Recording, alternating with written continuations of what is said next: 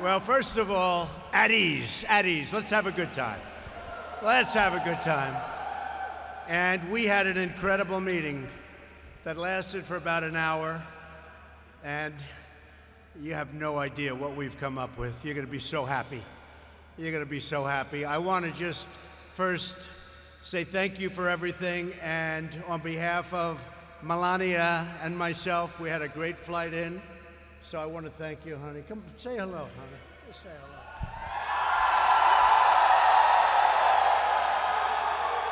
I'm very honored to be here tonight.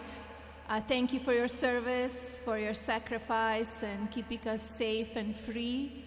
I'm very proud of you, and on behalf of our nation, I'm wishing you a Merry Christmas and a happy and prosperous New Year.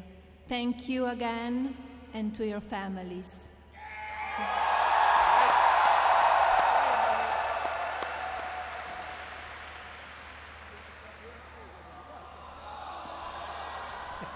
Let's let her make the speech, right? Yeah, she's great. Very popular First Lady and a great person. And I want to thank General LaCamera for the incredible job he's done. And I was just saying we had a meeting with him and some of your great representatives, and we have some ideas that are more than ideas that are going to be just, we like to win. Do we like to win? We're going to win. I want to thank everyone at Asad Air Base, special people. We came in, we felt very safe coming in. It was a pretty difficult journey in certain ways, but we felt very, very good, very safe. And also, we knew exactly where we were going, and we're going to say hello to you and to wish you all a Merry Christmas and a Happy New Year. Very important. Thank you very much. Great job. So Melania and I are thrilled to be here with the extraordinary men and women of the American Armed Forces, the greatest military, and especially as we get all of this billions and billions of dollars of new equipment that I approved over the last 2 years. You're getting such new equipment. Your eyes are popping, right? Your eyes are popping. You're getting the best equipment in the world. As you know, it was being very rapidly depleted, and it wasn't good. And we weren't going to let that happen to you or to our country. And I just want you to relax. Let's have a good time for a few minutes. And then I'll be heading to another location, and then I'll be heading back. But I have you totally in mind, totally in mind. We came to Al-Asad to share our eternal gratitude for everything you do to keep America safe, strong, and free. Though you are thousands of miles away from your home and your loved ones, I hope you all had a Merry Christmas. I also know that, speaking for your families, they are missing you and they love you. And you know, they're every bit a part of your success. They make it possible. So they're very special to us, all of the families. It's because of your sacrifice that America's families can celebrate in safety and in peace, and we're doing great back at home. There are many incredible patriots to recognize here right now, and I'd like to start by say a few words for Colonel Michael Maddox. Colonel, thank you very much. Thank you, Colonel. Great job. Thank you, Colonel. No games. I can see, I know people. No games with the Colonel. No games with your general, right? Not a lot of games. It's called, they want to win. I want to thank the 201st Regional Support Group. One that everybody knows of, even back in the States, Task Force Thunder and their Lieutenant Colonel Kent Park.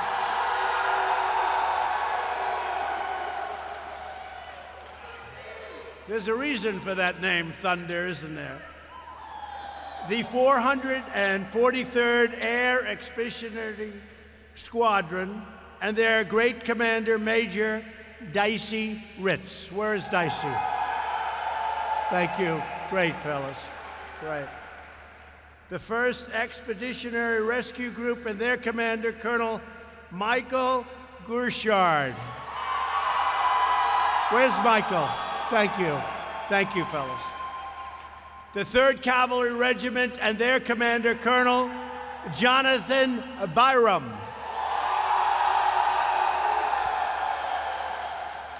Brigadier General Austin Renforth. Where's Austin? Austin. Thank you, Austin. Thanks, Austin. Everyone at the Special Operations Joint Task Force. Thank you. Where the hell are they? And all personnel who reside at Camp Havoc. You know what that means, Camp Havoc.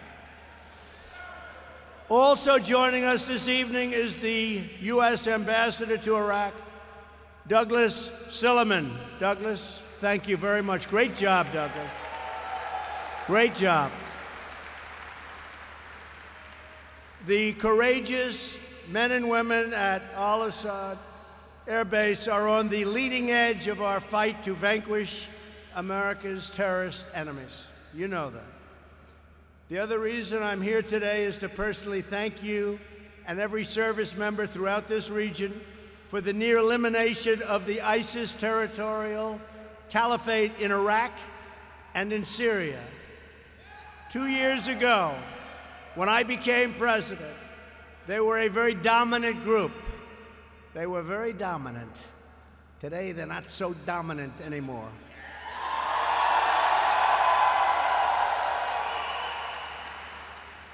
Great job.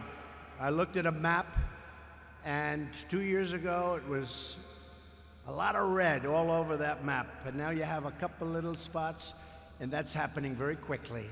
That's happening very quickly. You'll be seeing that. I want to just say great job. And we'll be watching ISIS very closely. We'll be watching them very, very closely. The remnants of ISIS.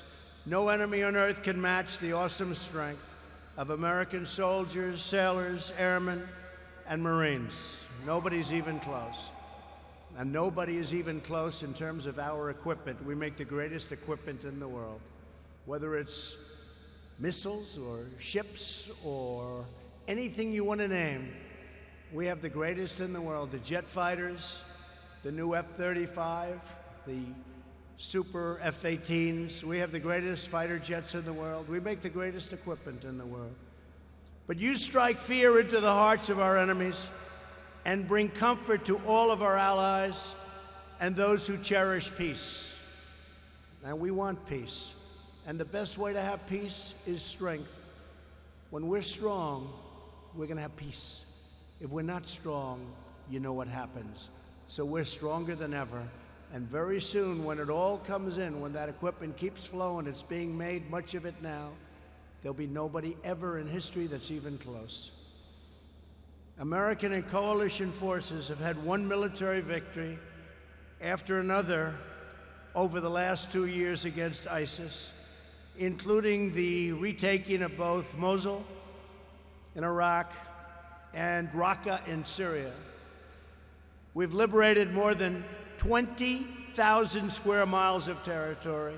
Think of what that is, 20,000 acres is a lot. Think of what 20,000 square miles is. It's a lot. This was all formerly held by ISIS and liberated more than 3 million civilians from ISIS's bloodthirsty control. The men and women stationed at Al-Asad have played a vital role in the military defeat of ISIS in Iraq and in Syria. Because of these gains, our service members in Syria can now return home to their families. Some will come here for a stay, but a lot of them are going to be going back home where they want to be with their families. They've done a fantastic job.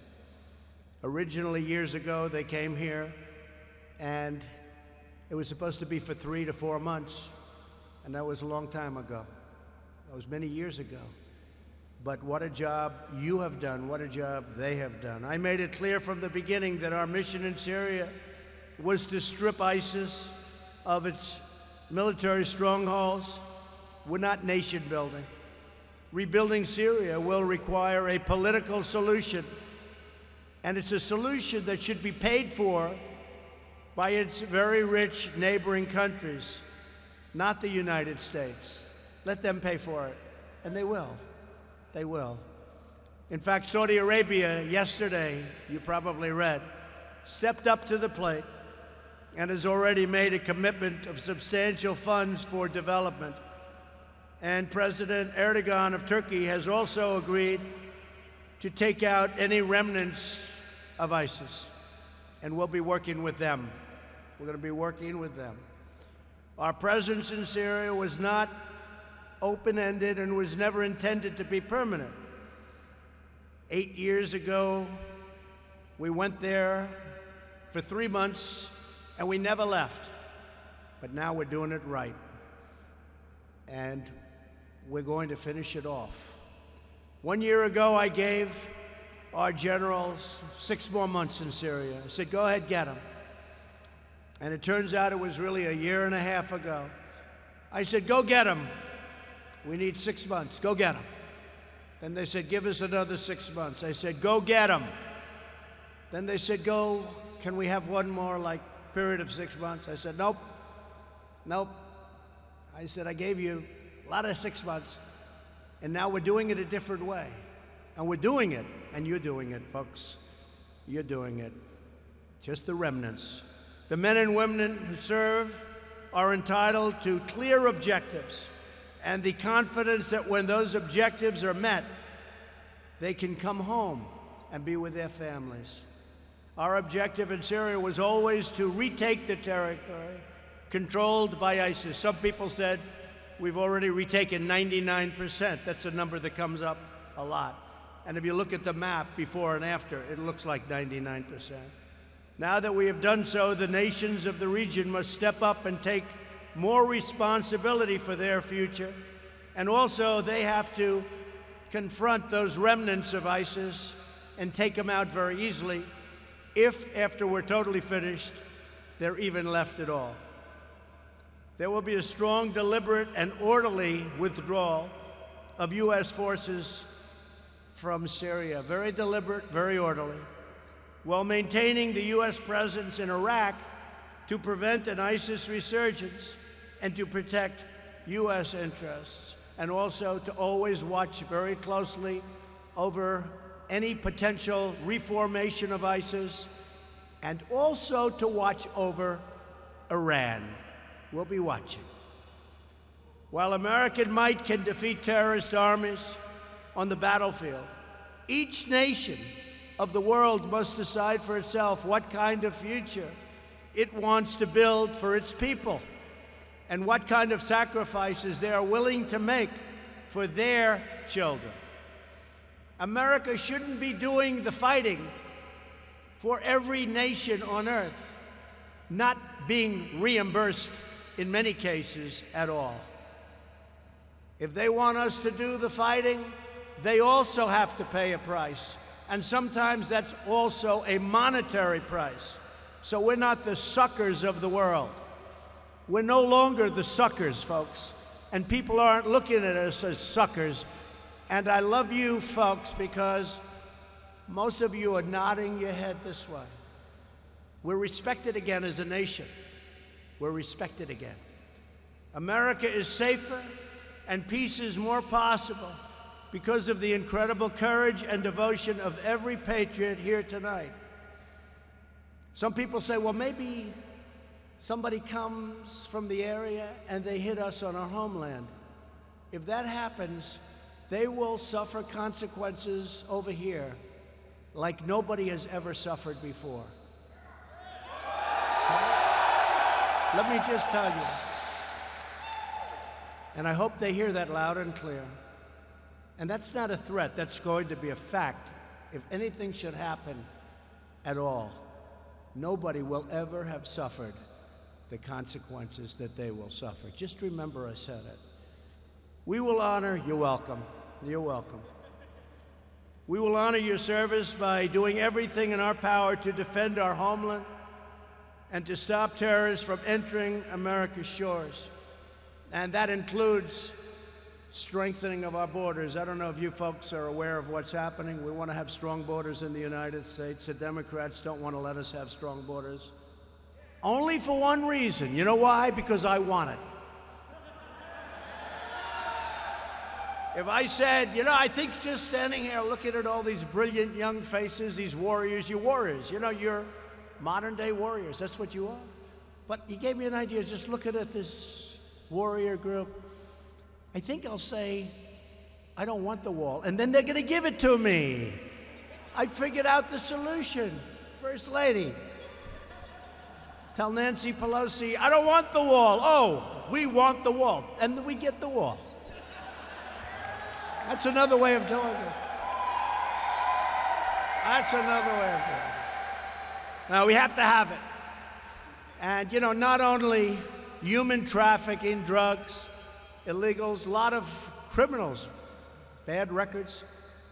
We've seen murderers come in through you saw what happened with the caravan, as we call it, caravan of thousands of people.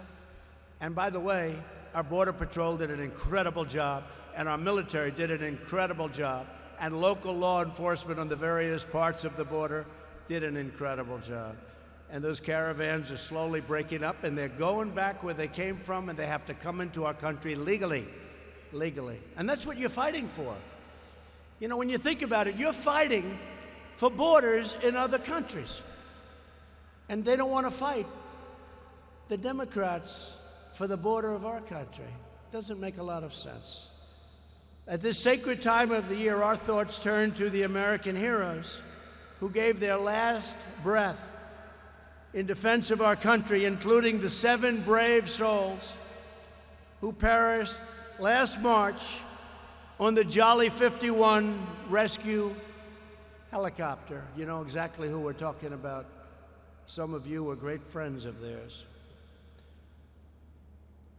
Through their incredible sacrifice, our fallen heroes have achieved immortality. That's what it is. It's immortality. Immortality. They will live forever in the hearts of their countrymen, in your hearts, and in the history of the United States of America. They will live forever. The dignity and glory of the American warrior is recorded on the fields of battle and in acts of valor that will live for all of time. You're going to be remembered for all of time. And under my administration, we're winning now. We're not playing to lose slowly like they've been doing for 19 years. We're fighting in areas where we shouldn't be fighting and spending hundreds of billions of dollars doing it. No, you have the right thought process now going for the first time in a long time. Thank you. We want to fight where it's meaningful, which is basically what you're just saying. And you understand that better than anybody. The people in this room understand that better. Your general understands it. I just met with them. Your general understands it. We want to fight for the meaningful things. No force in history has done more for the cause of justice and peace. I want each and every one of you to know that we will always protect those who protect us. You protect us. We are always going to protect you. And you just saw that because you just got one of the biggest pay raises you've ever received, unless you don't want it. Does anybody here? Is anybody here willing to give up the big pay raise you just got? Raise your hand, please. Oh, I don't see too many hands. Okay. Don't give it up. It's great. You know what? Nobody deserves it more. You haven't gotten one in more than 10 years. More than 10 years. And we got you a big one. I got you a big one. I got you a big one. They had plenty of people that came up. They said, you know, we could make it smaller. We could make it 3%. We could make it 2%. We could make it 4%. I said, no. Make it 10%. Make it more than 10%. Because it's been a long time. It's been more than 10 years. Been more than 10 years. That's a long time. And, you know, you really put yourselves out there, and you put your lives out there. So congratulations. We're fighting every day to ensure you have also the tools, the equipment, the training, and resources that you need to fight and to win. We don't play prevent defense anymore. We're not doing that. That's why when you see me doing things, I always have things in mind. I always have lots of things in mind, things that you have in mind too. But a lot of other people don't. A lot of the media doesn't want to report it correctly. But we have a lot of things in mind. But you ever see it like in football, where a team is holding the other team scoreless? They can't throw, they can't pass, they can't do anything. Now it's 3.5 quarters. They gotta just hold them. And they say, let's change to prevent defense. And that's what happens. And you know what it does? It prevents them from winning. How many times have you seen that? We don't like prevent defense. We want real offense and we want real defense, and that's what we're doing. We have secured a record increase to our military budget, and we are purchasing all of this great equipment. $700 billion last year, $716 billion with a B, with a B. We were fought very hard by the Democrats and others. But I said, we have to take care of our military. I mean, I want to see costs come down too, but not when it comes to our military. You have to have the finest equipment anywhere in the world, and you have that. $716 billion. And this year, again, we're going to be, don't tell anybody because nobody else knows, even a little bit higher. But we have no choice. We can't play cheap with our warriors, our military. We can't play cheap with victory, and we're not going to. We understand the best way to preserve the peace is to be prepared for combat, and the surest way to prevent conflict is to be totally unyielding and totally ready for conflict if that should happen. America is a peace-loving nation, but rest assured, if we are forced to fight, we will engage the enemy with overwhelming force, like never before, like nobody's ever seen before.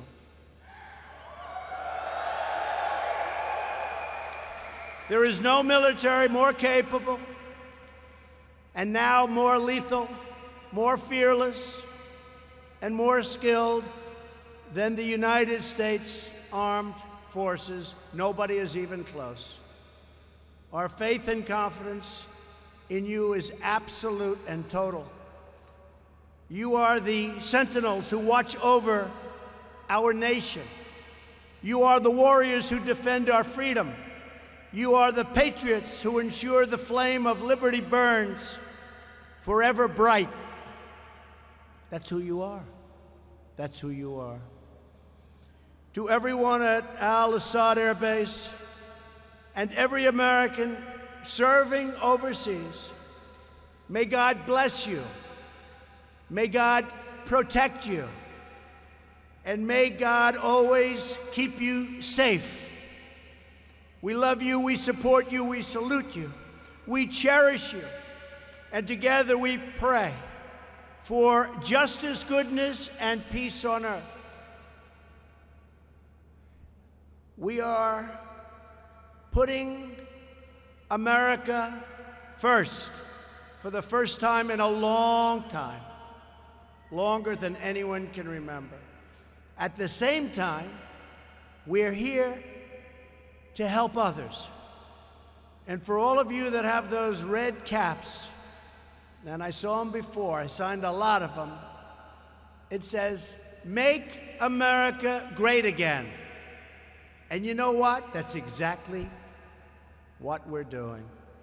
So we flew all night on Christmas evening. The First Lady, myself, John Bolton, and a lot of other great people on that plane. Thank you, John. And it was worth every minute of it. And I just want to thank you. You're outstanding, outstanding people. And we will never let you down. Just remember that. God bless America. Thank you very much. Thank you.